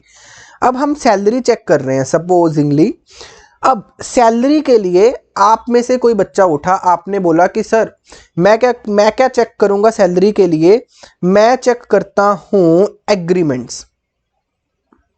एग्रीमेंट्स होते हैं ना कंपनी के एम्प्लॉइज के साथ, कॉन्ट्रैक्ट होता है, तो कहते हैं वहां पे ऑफर दिया होगा तो वहां पे सैलरी लिखी होगी तो मैं वहां से चेक कर लेता हूँ, ठीक है। तो ये एक ही उन्होंने एक अपना ऑडिट प्रोसीजर बना लिया, ठीक है। अब उन्होंने काम स्टार्ट कर दिया, सीए जो आप ऑडिटर हैं इन्होंने अपना काम स्टार्ट कर दिया। कितने ऑडिट प्रोसीजर लगाए उन्होंने? सिर्फ एक, ये कि मैं एग्रीमेंट चेक करूंगा, ठीक है। इनकी मर्जी भाई, ऑडिटर ये है। अब मुझे ये बताओ, अब ये एग्रीमेंट जब ये चेक कर रहे थे तो इनको क्या हुआ? इनको क्या यहां से एविडेंस मिला होगा? एग्रीमेंट चेक करते करते क्या क्या इंफॉर्मेशन मिल सकती है, आप मुझे ये बताओ। कौन कौन से ऑडिट एविडेंसेस हमें मिल सकते हैं? तो सर हमें ये पता चल सकता है कि कंपनीज के जो सैलरी है वो कितनी होगी, ठीक है। कितनी होगी मतलब जैसे कि अगर मान लो एम्प्लॉइज है तो इनको उनको कितनी सैलरी देनी है, ये एग्रीमेंट में लिखा होगा। हाँ जी, तो इसका मतलब सैलरी की अमाउंट वेरीफाई हो सकती है, अमाउंट वेरीफाई हो जाएगी, मतलब एक एविडेंस हमें मिल जाएगा कि ये कंपनी इतनी सैलरी दे रही है अपने एक पर्टिकुलर एम्प्लॉय को। इस चीज का एविडेंस हमें कहां से मिल जाएगा? सैलरी के एग्रीमेंट से, ठीक है। चलो ठीक है, अब ये जो ऑडिटर भाई साहब है उन्होंने सिर्फ एग्रीमेंट चेक करे हैं, ठीक है। अब मुझे एक बात बताओ, अब क्या ये ऑडिट एविडेंस क्या ये सफिशिएंट है एंड एप्रोप्रिएट है? बताओ मुझे। एप्रोप्रिएट के तो ऊपर बाद में आएंगे, पहले ये बताओ क्या ये सफिशिएंट है? Answer is no. क्यों? अब मुझे ये बताओ, ये जो ऑडिट एविडेंस है इस चीज से हमें सिर्फ एक कॉन्फर्मेशन मिल रही है कि इतनी अमाउंट इस पर्टिकुलर एम्प्लॉय को एग्री किया गया था, सिर्फ इस चीज की कॉन्फर्मेशन है। बट क्या वो अमाउंट रियल में पे भी की गई है या नहीं? तो आपकी जो पेमेंट है वो कितनी करी है आपने, उसके लिए भी तो आपको कुछ चेक करना पड़ेगा ना। तो इसका मतलब यहां पे ये सफिशिएंट है audit evidence? Answer is no, क्योंकि आपको और भी तो चेक करना पड़ेगा ना। तो इसका मतलब आपको अपना ऑडिट प्रोसीजर एक और लगाना चाहिए। क्या ऑडिट प्रोसीजर हो? जिसमें आप चेक करो पेमेंट, कि क्या यहाँ पे जो सैलरी की पेमेंट है वो करी गई थी, ठीक है। अच्छा, अब आप और एक बताओ, चलो इस ऑडिटर ने क्या किया, पेमेंट भी चेक कर ली। अब बताओ क्या अब सफिशिएंट है? अच्छा, अब आप अपना दिमाग लगाओ, P&L में यहाँ पे जो सैलरी है वो लिखी गई है सपोजिंगली 10 लाख रुपए, ठीक है। और जो आपने पेमेंट ली, पेमेंट देखी, पेमेंट हुई है सर 9 लाख रुपए की। तो इसका मतलब देयर इज अ डिफरेंस। अच्छा, फिर आपको पता चला सर ये डिफरेंस जो है ना ये TDS काटा हुआ है कंपनी ने। तो अब आप मुझे बताओ, तो आपको TDS भी तो चेक करना पड़ेगा ना। तो क्या ये सफिशिएंट है? Answer is no. तो इसका मतलब ऑडिट प्रोसीजर बढ़ रहे हैं, तो हम क्या करेंगे, हमें क्या चेक करना पड़ेगा? TDS कि सेक्शन नंबर जो आपका 192 होता है इनकम टैक्स एक्ट का, तो क्या उसके अकॉर्डिंगली कंपनी ने TDS काटा है, और अगर काटा है तो गवर्नमेंट को जमा करवाया है। अच्छा सर, PF एक प्रोविडेंट फंड भी तो होता है ना, तो क्या PF सही से काटा है या नहीं काटा? तो इसका मतलब आप मुझे ये बताओ कि यहां पे सिर्फ जो एक सैलरी को चेक करने के लिए ये 3-4 स्टेप्स तो मेरे लिए कंपलसरी है सर चेक करने के लिए, क्योंकि तब तक मैं बता ही नहीं सकता कि ये 10 लाख वेरीफाई हो रहे हैं या नहीं हो रहे। तो मुझे एग्रीमेंट भी देखना पड़ेगा, मुझे पेमेंट भी देखनी पड़ेगी, मुझे TDS भी देखना पड़ेगा, मुझे PF का भी देखना पड़ेगा, तभी जाके मैं बोल सकूंगा ना कि ये 10 लाख जो है, अब मैं बोलता हूं कि ये वेरीफाई है, कि मैंने इसको चेक कर लिया, ये ठीक है। विदाउट दीज 4 स्टेप्स अगर मैं सिर्फ बोल दूं कि मैं एग्रीमेंट चेक कर लिया, तो क्या मेरे पास काम खत्म हो जाएगा? आंसर गलत। आप 10 लाख को वेरीफाई कैसे कर पा रहे हो ये बताओ, सिर्फ एग्रीमेंट में देख पढ़ने के साथ? तो इसका मतलब सफिशिएंट बिल्कुल भी नहीं है। अगर आपने सिर्फ और सिर्फ एग्रीमेंट को चेक करने का प्रोसीजर बनाया है तो वो सफिशिएंट नहीं है। तो सफिशिएंसी होनी चाहिए। सफिशिएंट का मतलब कि आप अपनी जो जितनी अमाउंट आपने लिखी है इसको वेरीफाई कर पाओ टोटल से, पूरे से, ठीक है। अच्छा, अब एप्रोप्रिएट का क्या मतलब है? सपोजिंगली जो मैंने ये जो अपने ऑडिट प्रोसीजर्स लगाए थे इसमें से मुझे कोई इंफॉर्मेशन ऐसी मिली जो कि रिलायबल या रेलेवेंट नहीं है, तो वो मेरा पार्ट होगी ऑडिट एविडेंस का। Answer is no. क्यों? सपोजिंगली मुझे हाँ, सपोजिंगली, अच्छा यहां पे मुझे एक बात बताओ, यहाँ पे जब मैं एग्रीमेंट्स चेक कर रहा हूँ, मैं एग्रीमेंट्स चेक कर रहा हूँ और मैं सैलरी किसकी चेक कर रहा हूँ, मैं सैलरी चेक कर रहा हूँ सपोजिंगली मिडल लेवल की, मिडल लेवल्स के जो एम्प्लॉयज है ना उनकी सैलरी चेक कर रहा हूँ। तो एग्रीमेंट भी तो मैं मिडल लेवल्स के साथ जो हुए हैं उन्हीं को चेक करूंगा ना। अब मैंने क्या किया, मैं लोअर लेवल वाले जो बंदे हैं ना, जो लोअर लेवल, उनके एग्रीमेंट चेक कर रहा हूं। तो क्या ये रेलेवेंट है? Answer is no. तो इनके लिए रेलेवेंट एग्रीमेंट्स कौन से हैं? जो कि मिडिल लेवल के साथ कंपनी ने करे, तो एप्रोप्रिएट होना चाहिए। तो इसका मतलब मुझे मिडिल लेवल वाला एग्रीमेंट देखना है, कंपनी ने अपने एम्प्लॉयज के साथ क्या किया है। तो उसको अगर मैं चेक कर लूंगा तो मैं क्या बोलूंगा कि हाँ ये एप्रोप्रिएट है। ठीक है। अच्छा, अब सपोजिंगली 2-3 एग्रीमेंट ऐसे हैं जिसके ऊपर एम्प्लॉयज के साइन ही नहीं है और कंपनी के एमडी के भी साइन नहीं है। ठीक है, मुझे 2-3 एग्रीमेंट ऐसे मिले हैं जहां पे क्या है, जहां पे साइन नहीं है। किसके साइन नहीं है? ना तो कंपनी के एमडी के साइन है और ना ही एम्प्लॉय के साइन है। तो अब आप ये बताओ, ये जो एग्रीमेंट है, क्या ये एग्रीमेंट एप्रोप्रिएट है? एप्रोप्रिएट ऑडिट एविडेंस है? बताओ, क्या मैं ये एग्रीमेंट चेक करके बोल सकता हूं कि कंपनी ने कॉन्ट्रैक्ट किया है इस एम्प्लॉय को इतनी सैलरी देने का? बताओ। आंसर इज नो, क्योंकि सर साइन ही नहीं, विदाउट साइन कोई भी एग्रीमेंट कहलाता है? Answer is no. तो इसका मतलब क्या ये ऑडिट एविडेंस एप्रोप्रिएट है? Answer is no. तो अगर ये ऑडिट एविडेंस एप्रोप्रिएट नहीं है तो मुझे क्या करना पड़ेगा? मुझे ऑब्वियसली यहां पे और ऑडिट प्रोसीजर्स लगाने पड़ेंगे। फिर मैं पूछूंगा, मैनेजमेंट से पूछूंगा, मैनेजमेंट आपने इस पर्सन को इतनी सैलरी दी है और आपके कॉन्ट्रैक्ट के ऊपर तो साइन ही नहीं है, तो आपने किस बेस के ऊपर सैलरी दी? वो मुझे कुछ ना कुछ बताएंगे। तो इसका मतलब मैं इंक्वायरीज करने स्टार्ट करूंगा। फिर मुझे यहाँ पे मिस स्टेटमेंट मिलेगी या नहीं मिलेगी वो बात की बातें हैं। तो इसका मतलब आपको ये दोनों चीजें दिमाग में रखनी चाहिए कि आपके जो ऑडिट प्रोसीजर्स इतने होने चाहिए ताकि आपको जो ऑडिट एविडेंस है वो सफिशिएंट भी मिल सके एंड एप्रोप्रिएट भी मिल सके। ठीक है जी, आई थिंक अब बच्चों को थोड़ी थोड़ी ये बातें क्लियर होनी स्टार्ट हो जाएंगी। चलिए जी,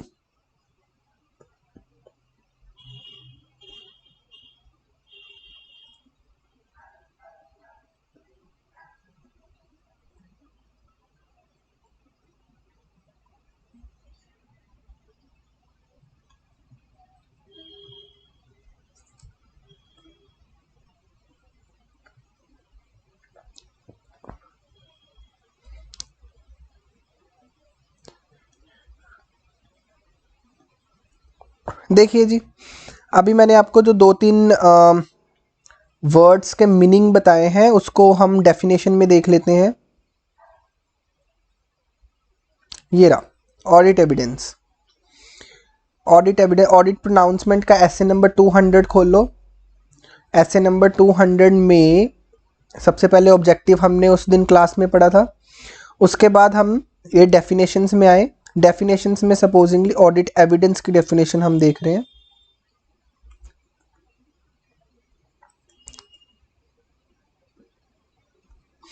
देखो, ऑडिट एविडेंस क्या होते हैं? What do you mean bye audit evidence? Audit evidence means information जो कि ऑडिटर यूज करता है। जो भी उसने क्या बनाना है? कंक्लूजन बनाना है। मैंने बताया ना कि आपने अगर कंक्लूजन लिया है कि इस कंपनी ने परचेजेस में मटेरियल मिस स्टेटमेंट कर रखी है तो उसका कोई बेस तो होगा ना। कोई कौन सी इंफॉर्मेशन के बेस पे आप ये बोल रहे हो कि कंपनी ने मिस स्टेटमेंट कर रखी है? तो जो बेस है उसको क्या बोलते हैं? Audit evidence. तो ये एक इंफॉर्मेशन है, ठीक है, जिसके बेस के ऊपर क्या करते हैं? हम कंक्लूजन लेते हैं। ठीक है, और ये क्या होने चाहिए? For the purpose of this access क्या होने चाहिए? ये सफिशिएंट होने चाहिए एंड एप्रोप्रिएट। और सफिशिएंसी का मीनिंग क्या है? देखो, सफिशिएंट एंड एप्रोप्रिएट। सफिशिएंसी का क्या मीनिंग है? It is the measure of quantity. Quantity का मतलब कि आपके ऑडिट एविडेंसेस इतने होने चाहिए कि वो सफिशिएंट हो, कि मतलब वो वेरीफाई तो कर देना भाई सैलरी जो है वो सैलरी ₹10 लाख बना, ये कैसे बना? ये सिर्फ एग्रीमेंट को देख के कैसे आप बता दोगे? अब 10 लाख की सैलरी जो है इसमें टीडीएस की डिडक्शन भी तो होगी ना, इसमें जो पीएफ वो भी तो होगा ना। तो आप सिर्फ एग्रीमेंट देख के थोड़ी इसको वेरीफाई कर पाते हो, आपको पेमेंट भी देखनी पड़ेगी, आपको टीडीएस के कंप्लायंसेस भी देखने पड़ेंगे, आपको पीएफ कंप्लायंसेस भी देखने। अब अभी आपको पता होगा कोविड के टाइम पे अब जो सरकार थी उसने टीडीएस के रेट कम कर दिए थे, ठीक है। तो अब टीडीएस के रेट कम हो जाएंगे तो सर ये सैलरी की जो अमाउंट है यहाँ पे फर्क पड़ेगा ना। तो ये सारी चीजें इकट्ठी चेक होगी तभी हम बोलेंगे कि ना ये 10 लाख वेरीफाई हो पाया। एक चीज देख के कैसे 10 लाख को वेरीफाई कर लोगे। तो इसलिए ये क्या होता है, क्वांटिटी। तो आपको ऑडिट एविडेंसेस की क्वांटिटी देखनी पड़ेगी। एप्रोप्रिएटनेस मतलब क्वालिटी, क्वालिटी मतलब रेलेवेंस एंड रिलायबिलिटी। ये दो वर्ड्स मैंने आपको बताया कि सर रेलेवेंट होना चाहिए, आपका जो ऑडिट एविडेंस है वो रेलेवेंट हो। अगर रेलेवेंट नहीं है तो उस ऑडिट एविडेंस को हम क्या बोलेंगे, इनएप्रोप्रिएट। ये ऑडिट एविडेंस आपका एप्रोप्रिएट ही नहीं है, इसको हम audit evidence consider sufficient appropriate की कैटेगरी में कंसीडर नहीं करेंगे।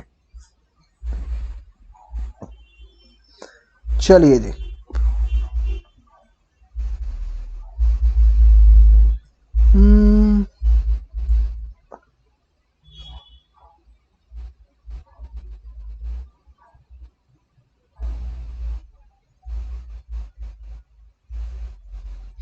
अच्छा अब एक फाइनेंशियल स्टेटमेंट्स का मीनिंग देखो जरा। स्टार्टिंग की क्लासेस में हमने आपको फाइनेंशियल स्टेटमेंट्स का मीनिंग बताया था कि सर बहुत सारे बच्चे होते हैं फाइनेंशियल स्टेटमेंट्स के मीनिंग को क्या करते हैं उनको पता ही नहीं है। वो उनसे पूछो फाइनेंशियल स्टेटमेंट्स क्या होती हैं तो वो क्या बोलना स्टार्ट हो जाते हैं, P&L, balance sheet, cash flow, notes to account, statements of changes in equity, वो ऐसे स्टार्ट करते हैं। तो मैंने बोला था ना बिल्कुल गलत है, ये फाइनेंशियल स्टेटमेंट सिर्फ कंपनीज की है, ठीक है। वैसे फाइनेंशियल स्टेटमेंट क्योंकि हम किसी भी एंटिटी का ऑडिट कर सकते हैं, आपको पता होगा हम कोई भी ऑर्गेनाइजेशन का ऑडिट कर सकते हैं, है ना, चाहे वो इंडिविजुअल, LLP, पार्टनरशिप, मैंने सारी चीजें आपको ऑलरेडी बता रखी है ना। तो फाइनेंशियल स्टेटमेंट का मतलब होता है जो उस एंटिटी के ऊपर एप्लीकेबल होती है, ठीक है। तो ये चीज कहां लिखी गई है, देखो फाइनेंशियल स्टेटमेंट का अगर आप मीनिंग देखो, यहाँ पे थोड़ा हाईफाई मीनिंग दे रखा है, स्ट्रक्चर्ड। देखो क्या यहाँ पे लिखा है इन्होंने, P&L बैलेंस शीट। बताओ कहाँ है आपका P&L बैलेंस शीट। कई, आपको सही बताओ, कई ऑथर्स हैं जिनकी मार्केट में बुक बिकती है और वहां पे फाइनेंशियल स्टेटमेंट का मीनिंग में P&L बैलेंस शीट लिखा हुआ है। क्या क्या बताओ, मुझे बताओ, बच्चों की कहाँ गलती है ना, बच्चों की तो गलती नहीं है। अब उनकी मार्केट्स में बुक बिकती है, वहां पे ये लिखा हुआ है। अब कोई उनको क्वेश्चन करे कि भाई ये P&L बैलेंस शीट कहाँ लिखा हुआ है, वो तो कंपनीज एक्ट में लिखा है कंपनीज के लिए। फाइनेंशियल स्टेटमेंट्स का हमारे स्टैंडर्ड क्या मीनिंग बताते हैं वो तो बताओ। Structured representation of historical financial information, कि जो हमारी फाइनेंशियल इंफॉर्मेशन होती है उसको एक स्ट्रक्चर दे दिया। स्ट्रक्चर मतलब एक फॉर्मेट दे दिया, ठीक है, ओके। जिसकी इंटेंशन क्या होती है कि कंपनी के इकोनॉमिक रिसोर्सेज क्या है, उनकी ऑब्लिगेशंस क्या है, इनको छोड़ो। अब मैं आपको जो बताना चाहता हूं वर्ड वो ये है,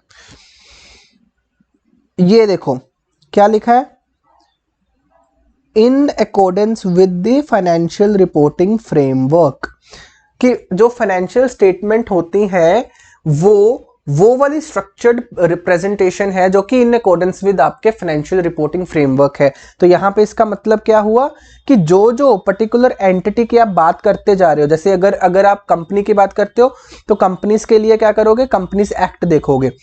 कंपनीज एक्ट में जो बताया हुआ है फाइनेंशियल स्टेटमेंट का मीनिंग वो होगा फाइनेंशियल स्टेटमेंट का मीनिंग। अगर आप LLP की बात करते हो तो आप LLP का एक्ट देखोगे, वहां पे जो बताया गया, और जहां पे नहीं बताया गया तो वहां पे जनरल मीनिंग ले लेंगे, ठीक है जी। देखो क्या लिखा है, complete set of financial statements as determined by the requirements of the applicable financial reporting framework, ठीक है जी। तो इसका मतलब क्या, फाइनेंशियल स्टेटमेंट का मीनिंग क्या हुआ, सिंपल मीनिंग इज जो फाइनेंशियल इंफॉर्मेशन हमें हमारे फाइनेंशियल रिपोर्टिंग फ्रेमवर्क बताते हैं कि ये पार्ट होना चाहिए फाइनेंशियल स्टेटमेंट में, वो होती है फाइनेंशियल स्टेटमेंट, ठीक है। तो आप इसका मीनिंग यहां से पढ़ सकते हो, हमने ऑलरेडी फर्स्ट क्लास में कर रखा है ये चीजें। What do you mean bye miss statement, ये देखो डिफरेंस, किन किन में डिफरेंस होता है देखो। अच्छा यहाँ पे ना 3-4 वर्ड्स लिखे गए हैं, अमाउंट, क्लासिफिकेशन, प्रेजेंटेशन, डिस्क्लोजर। ये क्या होता है मैं आपको बता दूं, फाइनेंशियल स्टेटमेंट में जो बहुत सारी आइटम्स होती हैं, आइटम्स उनकी अमाउंट होती है ना, जैसे सैलरी है वो कितने की है, 10 लाख की, ठीक है। परचेजेस है सपोजिंगली 20 लाख की, तो ये अमाउंट को रेफर किया जा रहा है यहाँ पे। क्लासिफिकेशन का मतलब जो यहाँ पे हमने क्लासीफाई चीजों को क्लासीफाई किया है, ठीक है। तो आपको पता है फाइनेंशियल स्टेटमेंट को क्लासीफाई, अब मुझे ये चीजें आपको समझाने की तो जरूरत नहीं है।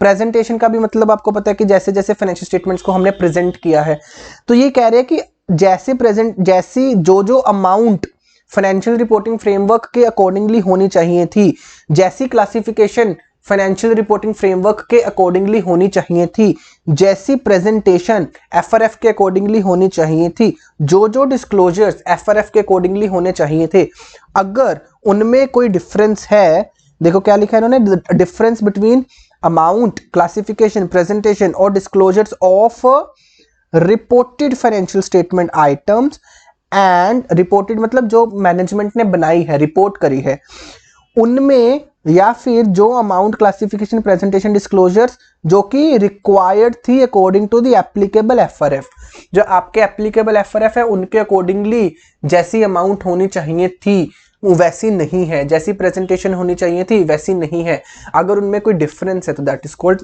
Miss statement. तो यहां पे लिख लीजिए आप कि read essay 320 for material misstatement, ठीक है। यहां पे मटीरियल मिसस्टेटमेंट का मीनिंग नहीं बताया हुआ आपको।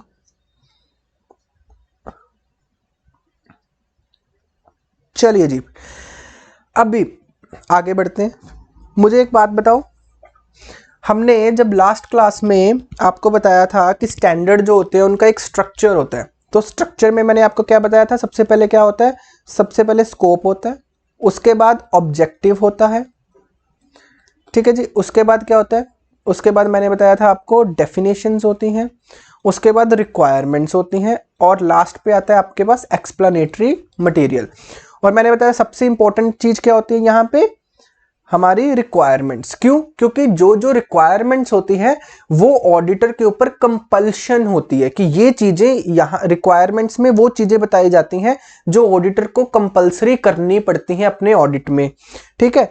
और ये जो रिक्वायरमेंट्स होती है ना, ये जो ऑब्जेक्टिव होता है इसको पूरा करने के लिए बताई जाती हैं, ठीक है। आपको ये सारी चीजें मैंने पिछली क्लास में बताई थी, ठीक है। अच्छा, एक और बात ध्यान में रखेंगे, अभी आप जो स्टैंडर्ड पढ़ रहे हैं ना, ये मैं आपको प्रोनाउंसमेंट में से पढ़ा रहा हूं, तो इसमें आप सारी चीजें नहीं देखेंगे, जो चीजें मैं आपको यहां से पढ़ा रहा हूं अभी आप सिर्फ उतना पढ़ेंगे, क्योंकि अभी हमारी जो एबिलिटी है ना वो इतनी बड़ी, मतलब इतनी लेवल की नहीं हुई है कि हम हर एक चीज यहां से पढ़ पाए, ठीक है। जैसे मैंने आपको स्कोप में बहुत कम चीजें पढ़ाई थी ना, अभी मैंने स्कोप में आपको एक 4th पॉइंट पढ़ाया था, सिर्फ ये पढ़ाया था, ठीक है।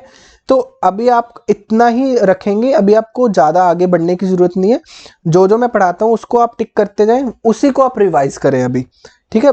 मोर देन इनफ होगा, अभी ये चीज़ें आपको समझ में नहीं आने वाली जो अभी मैं नहीं पढ़ा रहा, ठीक है। चलो, अब हम इसकी बात करते हैं रिक्वायरमेंट्स की। ये जो स्टैंडर्ड है, ये स्टैंडर्ड की क्या रिक्वायरमेंट्स है, देखो आज हम आपको 2 रिक्वायरमेंट्स इसकी बता देते हैं, पहली और ये दूसरी। चलो जी, इसकी रिक्वायरमेंट्स आपको 3, 4,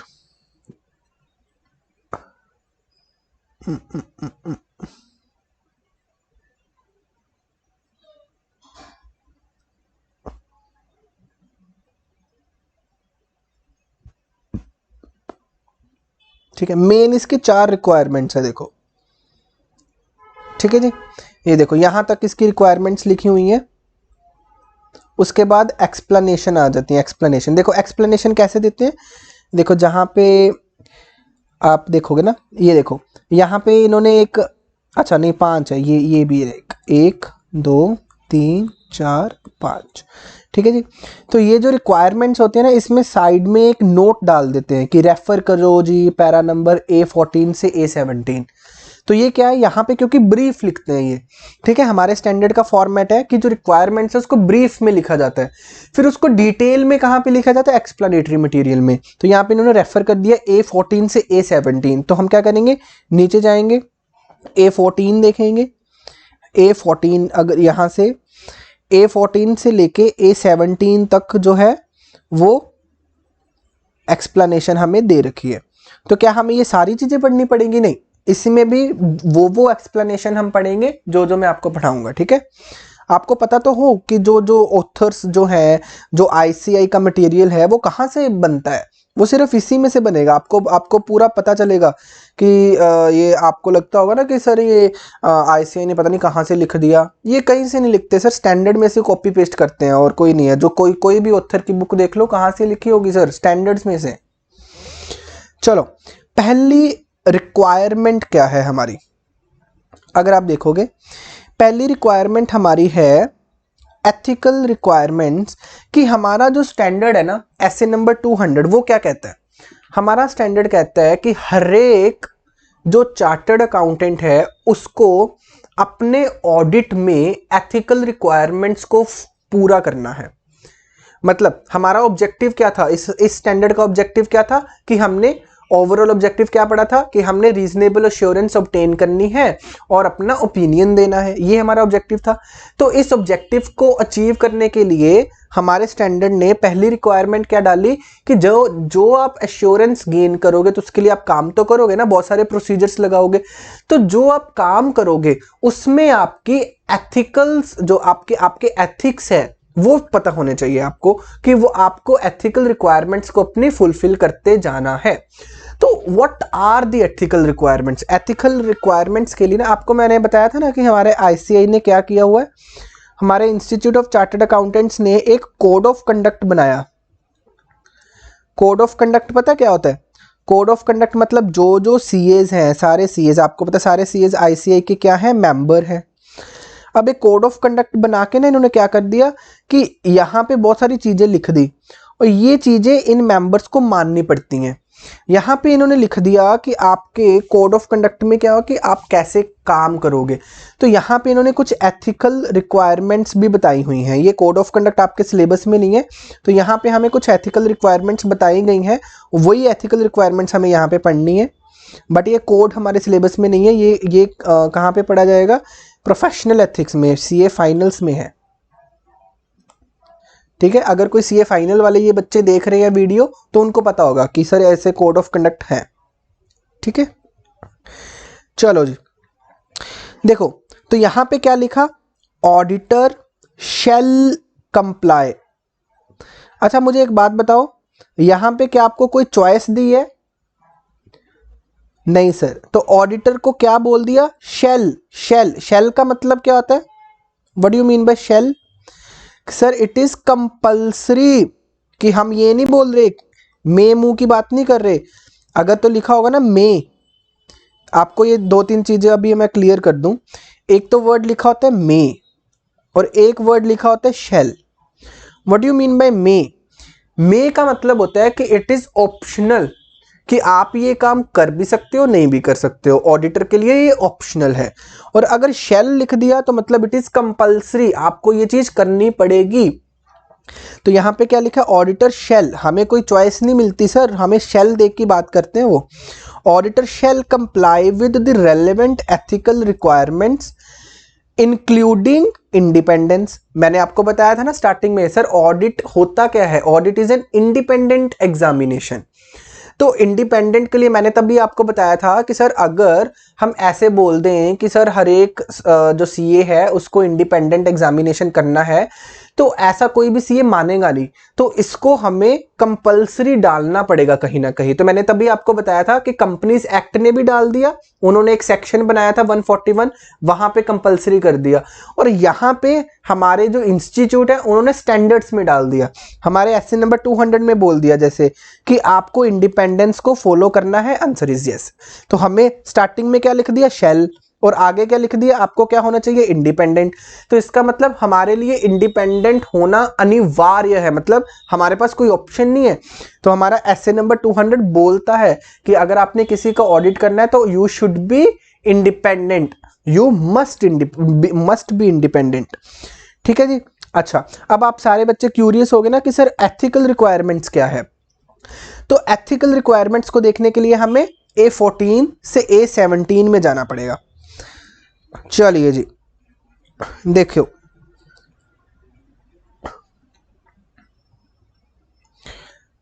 अब आप A15 देखेंगे। A15 ये देखो मैंने आपको बताया था ना कि एक कोड बनाया गया, कोड, ये कोड किसने बनाया? ICAI ने। ठीक है, तो इस कोड के अंदर ये 5 एथिकल रिक्वायरमेंट्स दे रखी हैं। ये क्या है, इसका मीनिंग आपको हर एक का डिटेल में समझना पड़ेगा। अभी आप एक बार रीड कीजिए। क्या है? Integrity, objectivity, professional competence and due care, confidentiality and professional behaviour. चलो जी, अब आप ना हम लिखते हैं, ये चीजें ऐसे समझ आने वाली तो नहीं है।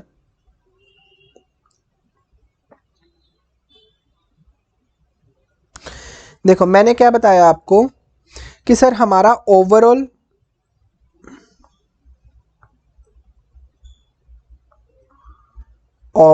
ऑब्जेक्टिव क्या था कि आपने क्या करनी है, टू ऑब्टेन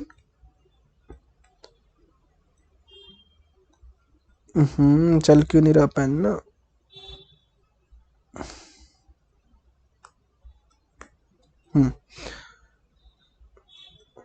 रीजनेबल एश्योरेंस। हमने क्या करनी है, टू ऑब्टेन रीजनेबल एश्योरेंस। और ये जो एश्योरेंस है क्यों करनी है? ताकि हम ओपिनियन प्रोवाइड कर सकें, to express opinion on financial statements. ठीक है, और ये सारा काम झाम करने के लिए हमें क्या करना पड़ेगा? सर हमें बहुत सारा काम करना पड़ेगा, जैसे कि हमें ऑडिट प्रोसीजर्स लगाने पड़ेंगे, फिर उसके ऊपर से ऑडिट एविडेंसेस इकट्ठे होंगे, फिर देखेंगे हम ये कि क्या ये सफिशिएंट एंड अप्रोप्रिएट है या नहीं, और फिर उसके बेस के ऊपर हम क्या करेंगे, अपना कंक्लूजन लेंगे। ठीक है, ये चीज़ हमें पता लग गई। तो हमारा ये जो ऑब्जेक्टिव है, ये पूरा करने के लिए कितना सारा काम करना पड़ेगा हमें। तो ये काम करते टाइम हमें कुछ रिक्वायरमेंट्स को ध्यान में रखना पड़ेगा, जो कि एस्से नंबर 200 में लगाता है। तो पहली रिक्वायरमेंट क्या है? पहली रिक्वायरमेंट में उन्होंने लिखा कि आपको क्या करना पड़ेगा, आपको कुछ एथिकल रिक्वायरमेंट्स हैं, उनको आपको फुलफिल करना पड़ेगा। तो हमारे ऊपर क्या मैंडेटरी जो रिक्वायरमेंट डाल दी, वो क्या डाल दी? The auditor shall comply with ethical requirements. तो ये जो एथिकल रिक्वायरमेंट्स है, ये कहाँ पे लिखी गई हैं? ये कोड ऑफ कंडक्ट में लिखी गई है। तो ये एथिकल रिक्वायरमेंट्स है क्या? अच्छा, यहाँ पे सिर्फ एथिकल रिक्वायरमेंट्स बोला था? नहीं, एथिकल रिक्वायरमेंट्स इंक्लूडिंग इंडिपेंडेंस। ठीक है, तो इसका मतलब हमें एथिकल रिक्वायरमेंट्स भी पूरी करनी है और इंडिपेंडेंस भी जो है हमारे लिए कंपलसरी है। ठीक है, अच्छा, एथिकल रिक्वायरमेंट्स में क्या क्या आ गए हमारे पास? सर ये 5 एथिकल रिक्वायरमेंट्स है। तो पहली क्या है? इंटेग्रिटी। दूसरी क्या है? ऑब्जेक्टिविटी। तीसरी क्या है? Professional competency and due care. And चौथी क्या है आपके पास? कॉन्फिडेंशियलिटी।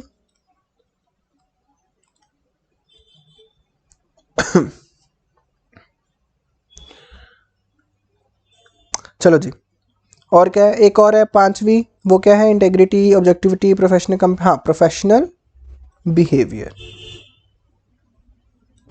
चलो, अभी हमको इन जो 5 एथिकल रिक्वायरमेंट्स हैं, इनको डिटेल में पढ़ना है। ठीक है जी, तो ये पांचों का मीनिंग क्या होता है, ये आपको पता होना ज़रूरी है। चलो जी, अभी इनका मीनिंग आई थिंक हम नेक्स्ट क्लास में करते हैं। ठीक है जी, तो अभी तक आपको आज की क्लास में सिर्फ ये अभी मैंने आपको सिर्फ इसका मीनिंग अभी हमने बताना है। अभी हमने सिर्फ ये कवर अप किया है कि ऐसे हमें रिक्वायरमेंट्स दी गई हैं। अभी आपका काम क्या है? अब आप नेक्स्ट क्लास देखने से पहले जो आपका काम है, बहुत अच्छे से जो मैंने सफिशिएंट एंड एप्रोप्रिएट का मीनिंग समझाया था, उसको बहुत अच्छे से रिवाइज करना है।